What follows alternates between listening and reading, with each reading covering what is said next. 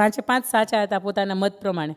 એટલે પાંચે પાંચને જ્યારે આવી રીતે કોઈ પણ તકલીફ થાય, એટલે આપણા ઘરની અંદર જ્યારે કોઈ આવી રીતે તકલીફ થાય એટલે એનું ઘરનું કેન્દ્ર બિંદુ હોય ને આપણા વડીલો હોય. તો પાંચે પાંચ આંગળી છે ને એને પણ જ્યારે કોઈ તકલીફ થાય તો એનું કેન્દ્ર બિંદુ એટલે હથેળી. એટલે પાંચે પાંચ આંગળી છે એ હથેળીની પાસે ગઈને હથેળીને પૂછ્યું કે અમે પાંચે પાંચ સાચા છીએ, અમે પાંચે પાંચ મોટા છીએ, પણ આ મોટાની અંદરથી સૌથી મોટું કોણ? આનો તમે મને જવાબ આપો. ત્યારે હથેળી છે એ બહુ મજાનો જવાબ આપે છે કે તમે પાંચે પાંચ સાચા છો, પણ તમે પાંચે પાંચ ભેગા થઈ જાઓ ને, આવી રીતે કોઈને કોળીઓ કરો ને કોકને જમાડો ને તો કોઈ માણસની ભૂખ હોય ને એ ભાંગી જાય. આવી રીતે તમે પાંચે પાંચ ભેગા થઈ જાઓ ને તમે પાણીનો પ્યાલો ભરો અને કોઈકને તમે પાવ એટલે એ માણસની તરસ હોય એ ભાંગી જાય. તમે પાંચે પાંચ ભેગા થઈ જાઓ અને કોઈ વર્ષોથી અબોલાના સંબંધો હોય, કોઈ વર્ષોથી કોઈ પણ રીતના જે અટકી ગયેલા, જે કાટ ખાઈ ગયેલા સંબંધો છે આપણા, અને એને તમે આવી રીતે જાહેર મેળાવડાના કે કોઈ સભાના કે કોઈ સત્સંગના માધ્યમથી તમે મળો છો અને એને તમે આમ રામ રામ કરો છો ને, ત્યારે તમારી અંદરનો જે આમ ઈગોલેસ પર્સનાલિટી, ઈગો જે પર્સનાલિટી છે ને, એટીટ્યુડ પર્સનાલિટી, એ રિમૂવ થઈ જાય છે અને તમારી અંદર એક સામેવાળી વ્યક્તિને આવકારવાનો, એને સત્કારવાનું મન થાય છે. તમે પાંચે પાંચ ભેગા થઈ જાઓ છો અને કોઈ પણ માણસે નાનામાં નાનું કાર્ય કર્યું છે છતાંય નિષ્ફળ ગયો છે તો તમે એને પાછળ પીઠ થાબડો છો ને એવું કહે છે, દોસ્ત તારું કામ બહુ સરસ હતું, ભલે તું નિષ્ફળ થયું પણ તારું કામ સરસ હતું, વખાણવા લાયક હતું. ત્યારે એ માણસને ભાંગી પડ્યો હોય છતાં પણ એક હિંમત આવી જાય છે અને તમે પાંચે પાંચ ભેગા થઈ જાય, સામેવાળાના મૂકો મારો તો સામેવાળાનો ભૂકો બોલી જાય. આ વડીલો પણ કદાચ અંતના આ વાર્તાના માધ્યમથી કે આ ઉદાહરણના માધ્યમથી એક જ વાત કહેતા હશે કે આ પાંચ એટલે આપણે પોતે, આપણો સમાજ હોય, આપણો ઘર હોય, એ પાંચને ભેગું રહેવું ખૂબ જરૂરી છે. અમે આજના સમયની અંદર જ્યારે આ પંચરંગી દુનિયા થઈ ગઈ છે, ફાસ્ટ એન્ડ ફ્યુરિયસ લાઈફ થઈ ગઈ છે, અલગ અલગ ક્ષેત્રોના માધ્યમથી ખૂબ અત્યારે સંભાળવી કેમ જાતને એના માટે પ્રયત્ન કરવા પડે છે. બગાડ તો આપોઆપ આવી જાય છે, પણ એની વચ્ચે આપણો સંપ છે, આપણો સહકાર છે, એકબીજા પ્રત્યેની સંવેદના છે, એ કાયમીને માટે કેમ ટકી રહે આ બહુ મહત્ત્વની છે. વાત હવે મારે પરિવાર ઉપરની કરવી છે. ત્યારે તમે ગામડેની અંદર એક નળિયાવાળા ઘર તમે જોયા હશે તો તમને ધ્યાન હશે કે ઝીણા ઝીણા એક ઉપરથી તમે જુઓ ને તો ચાંદરડું હોય ને એ પડતું હોય અને લગભગ આપણે નળિયું છે ને એકાદું ખુલ્લું રાખતા કે એનાથી સૂર્યપ્રકાશ છેક સુધી નીચે આવી શકે. અને તમે એને જોવો ને ચાંદરડાને તમે જોવો એટલે તમને ખબર પડે કે એની અંદર નાના નાના માટીના રજકણ ઉડે છે અને આ માટીના રજકણ છે ને તમે ગમે એટલા મથો પણ પકડાય નહીં. પણ એ રજકણ છે એનો વચ્ચેનો સંપ થાય, એની વચ્ચે સ્નેહ થાય, એની વચ્ચે સંગઠનનું આંદોલન છેડાય તો એની અંદરથી માટી બને.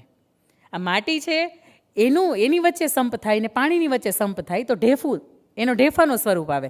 તમે ખેડૂતની પ્રવૃત્તિની સાથે જોડાયા રહેશો તો તમને ધ્યાન હશે, આપણે અહીંયા તો ડાયરેક્ટ ગારો જ મળે છે, ઢેફું તો જોવાય નથી મળતું. અને એમાં હમણાં અઠવાડિયાથી અંધાધાર વરસાદ એટલે મેઘરાજાની વધારે મહેર છે, પણ એ ઢેફું બને. એ ઢેફાને બરાબર તપાવવામાં આવે એટલે એમાંથી ઈંટનું સ્વરૂપ ધારણ થાય. આ ઈંટ છે, ઝીણી રેતી છે, માટી છે અને સિમેન્ટ છે, આ બધી જ વસ્તુઓ છે એનો સમન્વય થાય ને એની વચ્ચે સંપ થાય તો એમાંથી એક દિવાલ બને. આવી રીતની 4 દિવાલ, ઉપરનું મોભારું અને નીચેનું ભોંયતળિયું, આ બધું જ ભેગું થાય ને તો હજી એમાંથી મકાન બને કે જેની અંદર આપણે કુંભઘડો મૂકીએ, જેની અંદર આપણે વાસ્તુ પૂજન કરીએ. પણ છતાંય મારે એ તમને કહેવું છે, ઘણાની 70, 80, 90 વર્ષની, કદાચ 100 વર્ષની જિંદગી પૂરી થઈ જાય પણ ઘણા હજી મકાનમાંથી મકાનને મકાન રહે છે, મકાનમાંથી એ ઘર નથી થતું. વાસ્તુ પૂજન મકાનનું હોય પણ એ પૂજન કર્યા પછી એની અંદર દરેક એ ધબકતો કોર્નર છે, દરેક ધબકતો એ ખૂણો છે, દરેક ધબકતી એ દિવાલ છે કે જેની અંદર પ્રેમ, પ્રેરણા, લાગણી અને એની અંદર રહેનારા દરેક સભ્યો છે, દરેક એક સંબંધો છે કે જે બાપ દીકરાનો સંબંધ હોય, બાપ દીકરીનો સંબંધ હોય, માતા પિતાનો સંબંધ હોય કે વડીલોની વચ્ચેનો આપણો બા દાદાનો સંબંધ હોય, એ દરેક સંબંધોની વચ્ચે પ્રેમ, લાગણી અને હૂંફનું તત્વ જ્યારે મળે ત્યારે એ મકાનમાંથી ઘર થાય છે. આ ઘરને આમ જોઈએ ને તો 4 જ ખૂણા હોય અને મારે વાત પણ તમને એ 4 ખૂણા વિશેની જ કરવી છે કે સૌથી પહેલો ઘરનો ખૂણો હોય ને એની અંદર ઘરનો આર્થિક રીતે જે સદ્ધર હોય કે જે ઘરના દરેક નિર્ણયો લેતો હોય આવો વ્યક્તિ, એટલે ઘરનો આપણે મોભુંય કહી શકાય. એટલે ઘરનો પહેલો ખૂણો, પહેલી દિવાલ એટલે એ મજબૂત હોવી જોઈએ તો ઘર ટકી રહે. ઘરની બીજી દિવાલ એટલે ઘરના વહુવારું, સ્ત્રી પાત્ર, એ જો મજબૂત હોય તો ઘર ટકી રહે. ઘરની ત્રીજી દિવાલ એટલે આપણે સંતાનો. અને હું તો ઘરે ઘણી વખત કોઈ પણ મારે વાત થાય, કોઈ પણ સમાજની વચ્ચે 18 વરણની અંદર જવાનું સૌભાગ્ય મળ્યું છે, પણ જ્યારે પણ જાઉં છું ને ત્યારે ઘણી વખત હું આ જૈન સમાજની, જૈન ધર્મની વાત કરું છું કે એમાં 8-9 વર્ષની દીકરી હોય ને એને પણ તમે પૂછો કે તને સંસાર ગમે કે તને સંયમ ગમે, એ દીકરી હોંશભેર અને પોતાના આત્મવિશ્વાસની સાથે મને એવું કહેતી હોય કે મને સંસારની અંદર રસ નથી, મને સંયમ વધારે ગમે છે. ત્યારે ખરેખર આપણા માટે બહુ ગર્વની વાત હોય. આજના સમાજની અંદર કદાચ માસ્ટર કે ડબલ માસ્ટર પૂરી થઈ ગયેલા દીકરા કે દીકરીઓ હોય છે, એની ખબર નથી કે મારો જીવનનો કયો રસ્તો અપનાવવો. ત્યારે 8-8, 10-10 વર્ષના કે 15 વર્ષના બાળકો છે, એને માટે ખબર છે કે મારે સંસાર કરતાં મારે સંયમ તરફ વધારે મારે જવું છે. ઘરની ત્રીજી દિવાલ હોય આપણા સંતાનો, એટલે આપણા દીકરા અને દીકરી, એની જો દિવાલ મજબૂત હોય તો ઘર ટકી રહે. ઘરની ચોથી દિવાલ એટલે આપણા મા બાપ, ખાસ કરીને માં, કારણ કે જેની કુખની અંદર આપણે રમ્યા હોય અને એના સંસ્કારો લઈને આપણે ઉછર્યા હોય ને મોટા થયા હોય ને બાપનું નામ આપણને મળ્યું હોય, તો આપણું જીવન છે કેવી રીતનું બને. મારે વાત કરવી છે તમને સૌથી પહેલી દિવાલ એટલે આપણા ઘરના મોભીની.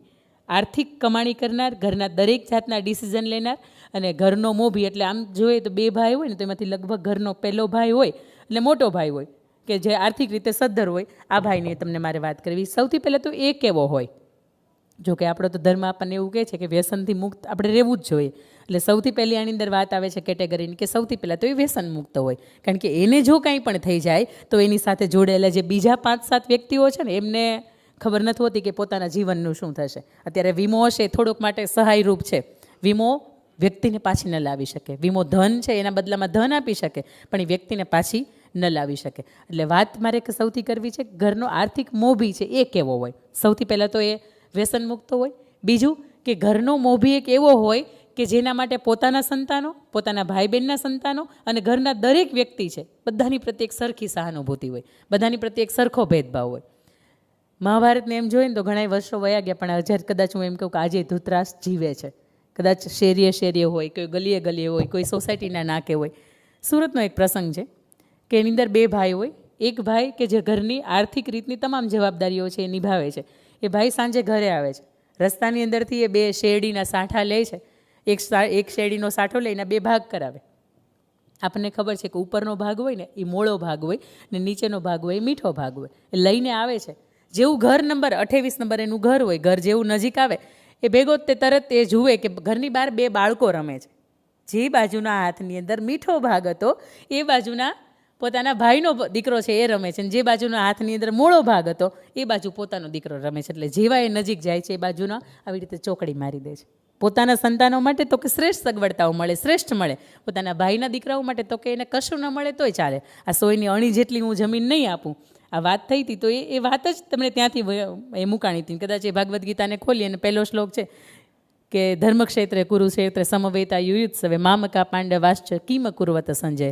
ધૃતરાષ્ટ્ર સંજયને એવું કહે છે કે મારા અને પાંડુના પુત્રો છે એ શું કરે છે. પાંડુના ગયા પછી તો જો કે બધા જ બાળકો તો એ પોતાના જ હતા, પણ છતાંય મારા અને એના આ જ્યારે વાત આવી ત્યારે એ ઘરના આર્થિક મોભી તરીકેની તમને આ વાત શીખવાડે છે કે તમે જ્યારે ઘરના મોભી છો, તમે જ્યારે ઘરના એક આદર્શ વ્યક્તિ છો, તમારા નિર્ણયોથી આખું ઘર ચાલે છે, ત્યારે ઘરની અંદર કોઈ પણ વ્યક્તિને મતભેદ ન થાય અને કોઈ વ્યક્તિને ખાસ કરીને મનભેદ ન થાય. આની જવાબદારી છે ખાસ કરીને ભાઈ તરીકેની તમારી હોય.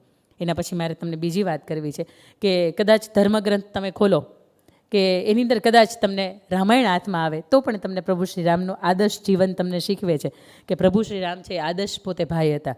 જ્યારે એ વનની અંદર 14 વર્ષના વનની અંદર એ પ્રયાણ કરે છે અને વનદેવી એમનું સ્વાગત કરે છે, ત્યારે વનદેવી એમને કહે છે કે હું તમારી શું સેવા કરી શકું. ત્યારે પ્રભુ શ્રી રામને એવું કહે છે કે તમારે જો મારી કોઈ સેવા જ કરવી હોય ને તો તમે એમ કરો કે દેવી, રસ્તાની અંદર આમ આવ્યા ને ત્યારે ખૂબ કાંટા હતા, તમે એ કાંટા છે ને એમ કરો તમે હટાવી લ્યો.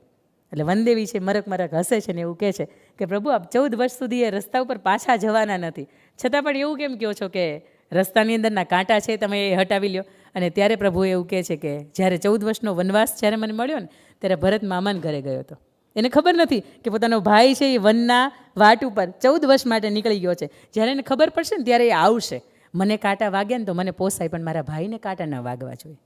આ વાત બહુ મજાની એણે કહી હતી. અને એના પછી જ્યારે વનદેવી હસે છે ને એવું કહે છે હવે તો અયોધ્યાની આખી ગાદી એના હાથમાં છે. તમે ભલે ત્યાંથી નીકળી ગયા, રાજ સિંહાસન ઉપર ભલે તમારા ચરણ પાદુકા પડ્યા, પણ હવે તો અયોધ્યા નરેશ તરીકે ઓળખાય છે. તો એ તો રથ લઈને આવશે. અને ત્યારે પણ પ્રભુ શ્રી રામ એને ઉત્તમ રીતે કહે છે કે મારો ભાઈ છે ને મને ખબર છે કે રથ નહીં, એને ચરણ પાદુકા પહેરવાનો પણ સમય નહીં રહે. અને વાત પણ સાચી એમ છે કે જ્યારે 14 વર્ષ બ્રહ્મચર્યનું પાલન કરીને પ્રભુ શ્રી રામ આ વનની અંદર વિતાવે છે, અને આ બાજુ ભરત એ પણ પોતે અયોધ્યા છોડીને નંદીગ્રામની અંદર 14 વર્ષ સુધી પોતે સંન્યાસીનું જીવન છે જીવે છે. અને પ્રભુ શ્રી રામ જ્યારે 14 વર્ષનો વનવાસ કરીને જ્યારે અયોધ્યાની અંદર પરત ફરે છે અને ત્યારે એ પૂછે છે કે ભરત એની અંદર વૃદ્ધો દેખાય છે, યુવાનો દેખાય છે, પણ કેમ કોઈ બાળકો કેમ નથી દેખાતા? અને ત્યારે અયોધ્યાવાસીઓએ ખૂબ સરસ મજાનો જવાબ આપે છે, પ્રભુ આપ 14 વર્ષ સુધી બ્રહ્મચર્યનું પાલન કર્યું છે ને આ અયોધ્યા આખીએ 14 વર્ષનું પાલન કર્યું છે, અહીંયા 14 વર્ષથી કોઈ બાળકના જન્મ નથી થયો.